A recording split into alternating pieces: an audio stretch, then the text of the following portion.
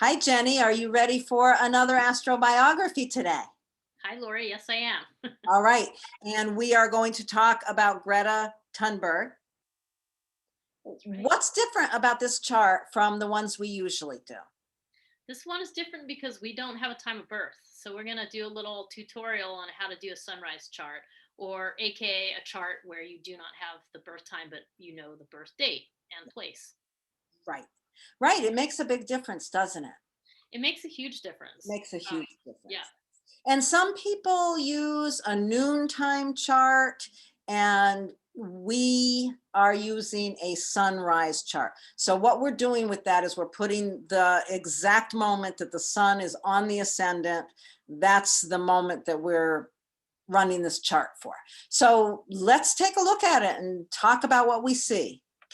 Yeah. So just before I show the chart, with a sunrise chart, we're going to ignore the houses. We don't Right. know the ascendant. We don't know the midheaven. We're just going to completely ignore the houses and focus on everything else. So that's the key thing to remember right out of the gate. So let And me there's a lot still to look at. exactly. That's the thing. There's a ton. Okay. So we're hoping to give you a little bit of a sort of a step by step, not exactly, but a little bit of a step by step just to get an idea.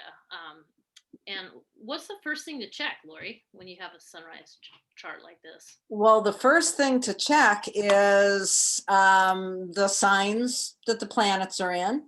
Hmm. I mean, as always, when I look at a sunrise chart, I just look at it as though it's all together. I just know not to look at the houses. And one of the first things to look at is the moon, because that's the planet that's going to move the most during the course of the day. So you want to make sure that if there's a question of what sign the moon is in, you're going to want to know that. With this chart, it's very clear because Jenny checked it out. And when this day began, which is January 3rd, 2003, the moon was at 13 degrees Capricorn. And at the end of the day, it was at 27 degrees Capricorn. So we know that both her sun and moon are in Capricorn. So that's one of the first things that I look at is about the moon, getting Yeah, clear on the moon. sounds great. Yeah. Um, what the second sort of piece that you can kind of figure out almost immediately with her particular chart is that moon is a new moon phase because it's definitely not earlier than the sun at 13 degrees if she was born right at 12 o'clock a.m. That we know that, so it's definitely a new moon chart.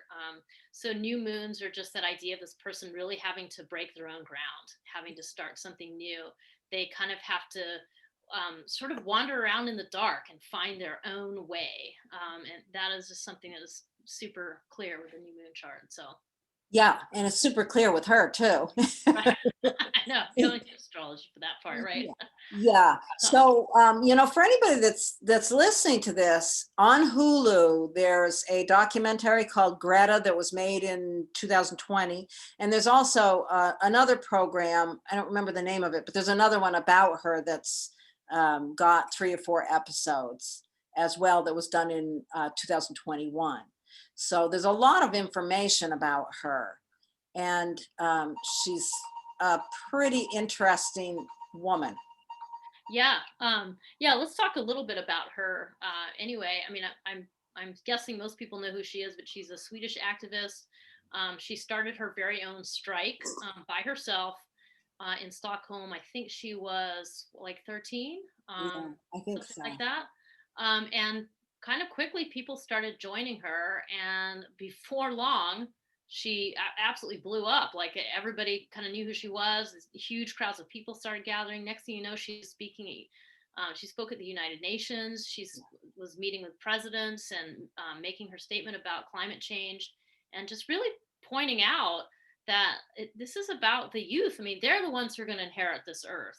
They're the ones who are going to have to deal with all these issues. And she really just said, "Hey, old people, you guys are going to be dead and gone by the time the problems really come to light. So this is really unfair." So that was kind of her stance, or is her stance. But just to give you a little more background about her herself, and It's serious, serious business for this kid. Yeah, and then where you see that, oh my God, all that Capricorn. I All mean, that Capricorn.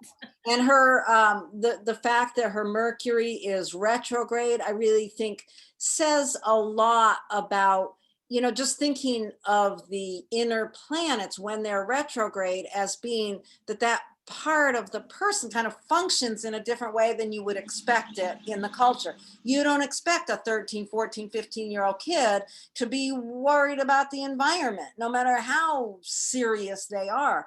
But her Mercury retrograde there in Capricorn it's thinking about these serious, deadly serious issues.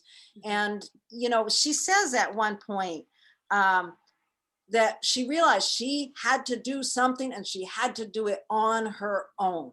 And, that's just, it's such a Capricorn thing. It's like, I have to do something on my own. yeah. That's powerful. Yeah. I mean, the other thing, so another thing to think about with sunrise charts that I find helpful is to think about the archetypes.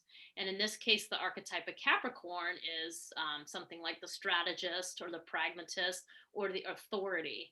And a key word for the rest of it for Capricorn is integrity, is maintaining one's Yeah. integrity. And I kind of feel like she's the poster child for integrity on a lot of levels. And authority, Yeah. for such a small person.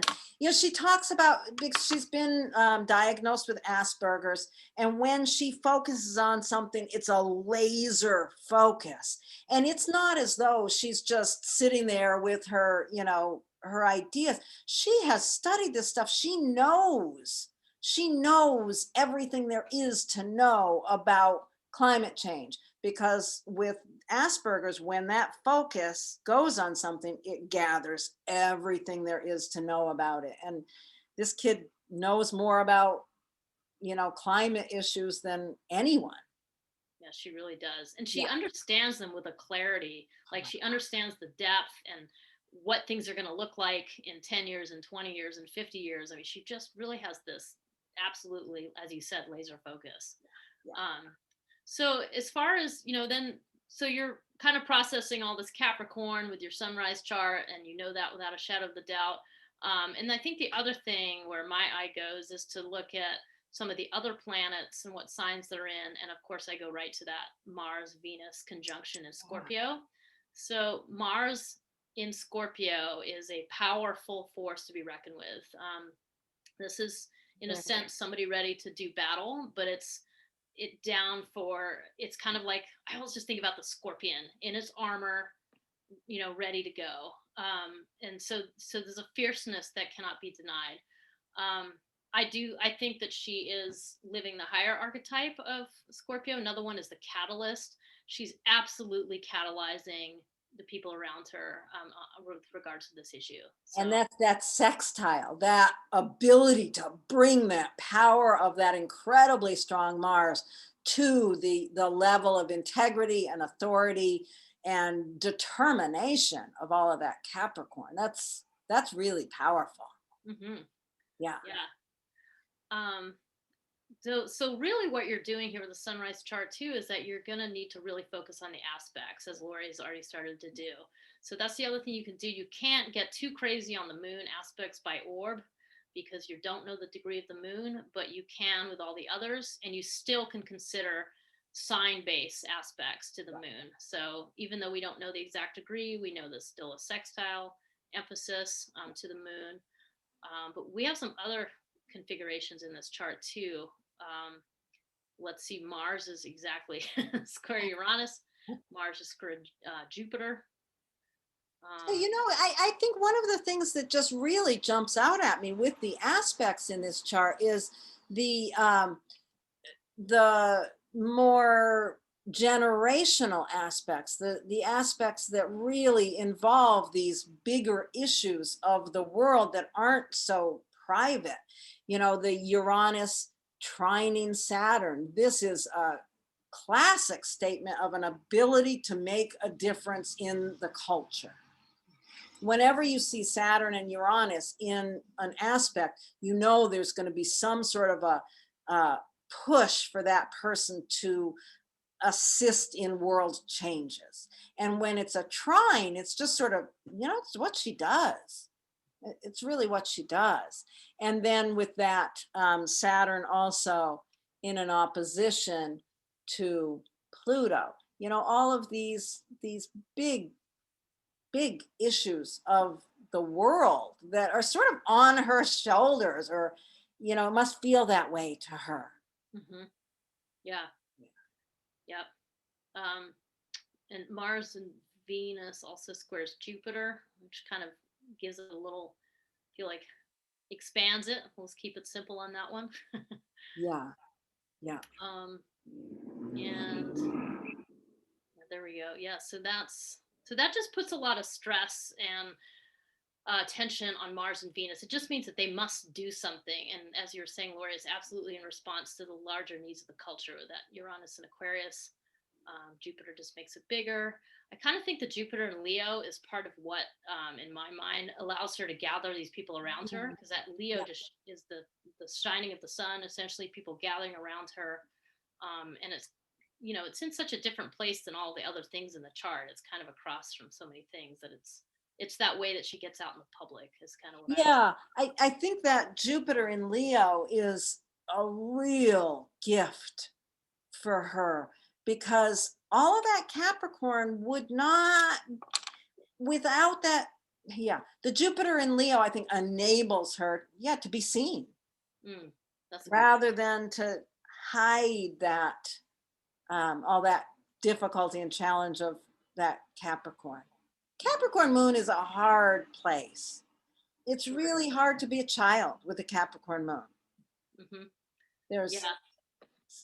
such a maturity about it. Yeah, and like that holds us, like, this person grew up quickly, and we know that she was bullied in school, which might have kind of added to her isolation.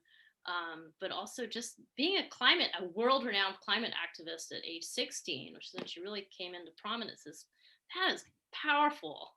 It's really incredible. And the documentary of this is really great. I hope that you all watch it, because it's just, I mean, the thing that comes to mind with the integrity piece is that she's so adamant about not flying on airplanes because of their impact, that she sails across the Atlantic in order to join the United Nations for their conference in New York. And it's not because she's trying to make a statement, it's because she was sticking to her guns, her integrity. And that, I feel like, is what makes her such a threat to the powers that be, the people that have, been awful about her and has said nasty things about her. I mean, these big, powerful men, and they have to say nasty things about her. Well, why? It's because she's a threat, because of that integrity and that just profound, genuine nature of hers. It's quite something to see. Yeah, she's a very high level Capricorn. She is. She really is. That level of integrity is absolutely, it's amazing to see it in Yeah. someone so young. And I hope she can maintain it. I hope Me she too. can maintain that. So, That's kind of a quick run around of the. I mean, look at how much information we got from a sunrise chart. So if you don't know the time of birth, there's still things you can do. Can't get a specific because you don't know the house system, but there's so much you can do, even without it. So. yep, there's a lot of information in the chart, even without the time. Is there anything else you want to talk about?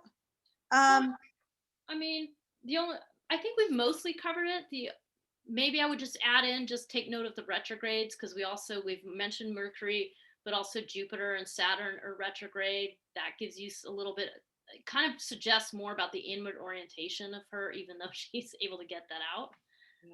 But it's that's not useful. easy for her. This is a very, very difficult life for her.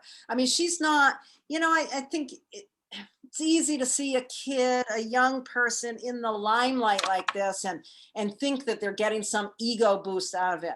But this is a young woman who is really suffering with this stuff. It's Yeah. really extremely difficult for her. She has so much anxiety and depression, and with her Asperger's, and they talk about, she gets to the point where she won't eat. She kind of just goes inward and she won't eat. And yeah, this is not an easy life, but her ability to bring it out and make a change in the world. I think that's what's really suggested by these outer planet aspects. And yeah, I hope someday somebody gets a hold of her birth information, because I would like to see the full Yeah. the house impacts. It'd be good to know. It'd be really interesting. I think, yeah, if I was going to go into deeper analysis, I would investigate the Mercury retrograde more. I mean, just kind of really think about that, how it almost made it into Aquarius and then it retrograded back into Capricorn. So it's kind of like it had to go back and do this work about, the powers that be, the tradition stuck in its ways, Capricorn, that I think of a lot of the patriarchy is tied in with. And I bring that up because I think that's also the reason why we treat Mother Earth so horribly, is because that is so out of balance. So there's a lot packed into that Mercury retrograde symbolism, I think. Yeah. Yeah. So, Yeah. Her thinking is so different than other people's. Yeah, it is interesting just to think about, the sun, the moon came over the sun. We started the new moon the day before, actually. And then the moon is going toward Mercury while Mercury is coming back to meet it. It's like I'm bringing these difficult ideas to your emotional strength, and you've got to manage this in this lifetime. That's fascinating. It really is. I wonder how the people who bullied her think about her now. right. Anyway, yeah, Okay. there she is. Thank you, Jenny, for doing this. It's interesting. It's interesting without the birth time. Yeah. All right. Thank you, Laurie. Thanks, everybody. And anyone who's listening to this, give us recommendations. Who would you like to see us talk about next? All right. Yeah. Thank you. Thanks. Bye-bye.